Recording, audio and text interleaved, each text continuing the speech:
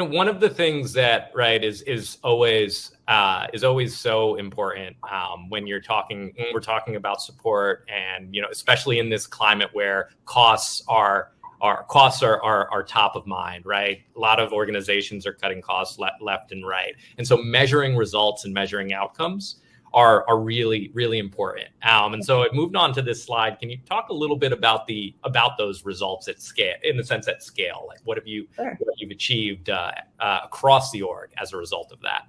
So possibly one of the ones we're most excited about.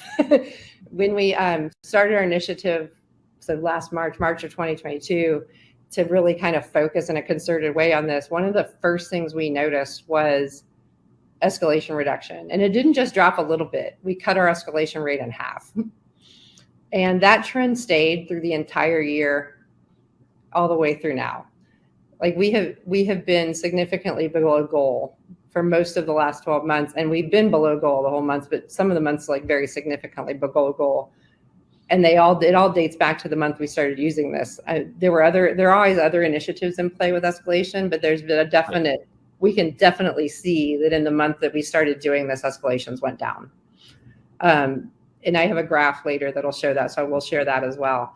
The other one is the enablement wins, being able to really look into the data on different parts of the ticket that we have. So a product and topic that might be listed, or a feature, being able to look at that granular level of like the feature, for example, and say, every case we get in this is a little bit low. There has to be something enablement wise, or something we're missing here. Like there's something here we need to fix, I guess is what's the best way to say it. And being able to then go deliver some targeted trainings on that, or build something better into onboarding so people come out already better equipped on that, has been really powerful to be able to do. And to then see it backed up with how new people's sentiment is better on those products when we put it into onboarding, or we did all these trainings and now the sentiment in that whole feature area is better. Being able to see that connection has been really helpful. And then customer sentiment as well, sharing that with other people, whether it's our own operational team, like this endeavor you put out is really helping. This is how the sentiment's been tracking. This is how the training goes, sharing it with product. We've shared it with some of the sales teams and stuff when they've asked us. We've been able to share specifics about their customer, look, their customer sentiment has really been improving as these things have been happening. And so that's been a really powerful story to share. And people are always pretty interested about, oh my gosh, I can't believe you can tell this.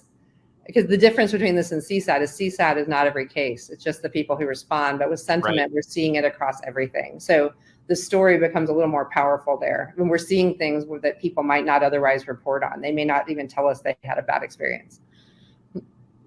That's great.